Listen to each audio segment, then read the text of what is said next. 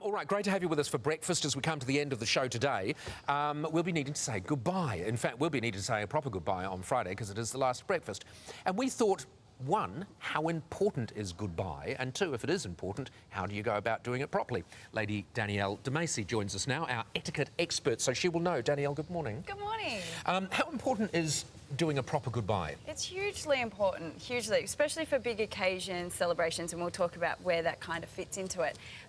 You know, but it's really nice to make sure that you have a nice closure if someone's going on to the next stage of their life. Well, through your life, you're saying goodbyes all the time for Always. a range of reasons, aren't you? Definitely, definitely. So we were talking about it's either people going overseas, moving interstate, people having a career change, leaving your workforce, moving out of your home if you've got a flatmate, all those sort of things. Anything that there's a big change, it's really nice to celebrate that moment and to move on. Is it dangerous? Because almost the last thing you ever say to someone is, you know, oh God, we'll keep in touch. And of course you never will.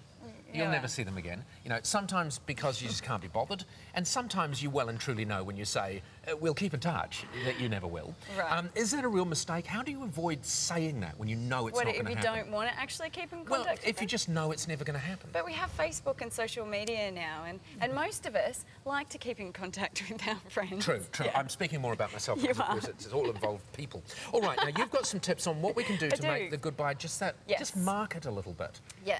So we've got a few ideas, and I've got some working ideas to say goodbye to breakfast, because this will be my last time with you guys. So saying goodbye to breakfast, but also some really good live... We'll keep... All right, so let's talk about idea number one. So who would this be appropriate for? Well, this is the cupcake. So baking a cake, making cupcakes, there's still a huge amount of charm in cupcakes. Everyone loves a cupcake. Either making it yourself, or I would love to pretend that I've done this, but I've gotten a professional in to do this, obviously. So this is from All Things Sweet, have made these gorgeous celebrational cupcakes.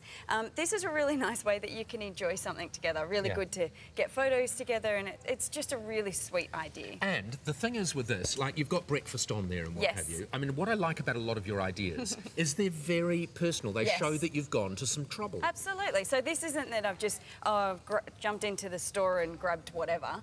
You know, we do have a breakfast. It is personal. There's the little pop things on them, and you can make little notes as well in there. Well, idea number two, a handwritten note. Handwritten is key. I have examples in my little trusty... What, for people that don't know what a handwritten note looks like? Yeah. That's right. Well, like I said, these are working examples. Stop it, Paul. Fantastic. So this is a handwritten note, and the biggest thing that I say about keeping it personal is that it has to be in your own handwriting, especially when you send flowers. So many times people go... Oh, it's just the florist put something on. Scan or fax a handwritten note, and they can clip that into the card if you aren't with them. So a handwritten note that's a really cute envelope with your own handwriting, that's the key. Right. So that's for Kat, so we'll leave that there for her. Imagine if a lot of people... I'll pop that over on a desk. Imagine if a lot of people... are saying goodbye, and someone says goodbye and hands you a handwritten note. Right. How good is that? So lovely. All right, let's move on. I love the care package idea. Yes. A care package is, just, especially if someone's moving overseas, that you can, say for instance, a nice case, and in there, all there is, so if they're leaving Australia... Give me an example of some of the things you Well, I don't have the example. This isn't the care package. This is other examples. So that's awkward. But what would an example be? An example would be an Australian flag in there, a mixtape of all your favourite songs together, their favourite treats like Tim Tams, so again, Milo. some special little things. Yeah, and you say, don't open it till you get there. So when they get there and settled, they can open their care package and go, right. And finally, a nice photo.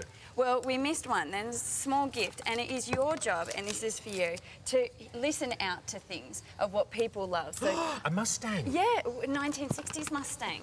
So how, because you know how much I love Mustangs. Yeah, and especially from the 1960s era. Unfortunately, my budget isn't big enough to give you the real thing. Second best. So it is listening out for clues. And finally, this is my favourite, and any of my friends know that this is my trick, is a photo, and put it in a frame. So this is for you, and this is a time that we spent together. So a personalised photo. Look at us. Look at us. Remember when we did that? Perfect. Yeah. So it's a good time. So when you can go back to New Zealand, put it up on your wall, and go, remember when Danielle and I did that? That's excellent. Yeah, because we had a good time that day. We did. Excellent day. Lady Danielle, thank you so much for joining us. Thank you so much for your contribution to breakfast. I've had a great time, and farewell. We'll have cupcakes now. We will. Fabulous. We will. Thank you for my letter. Very, very gorgeous. Okay, we'll have some of your views after the break right here on Breakfast.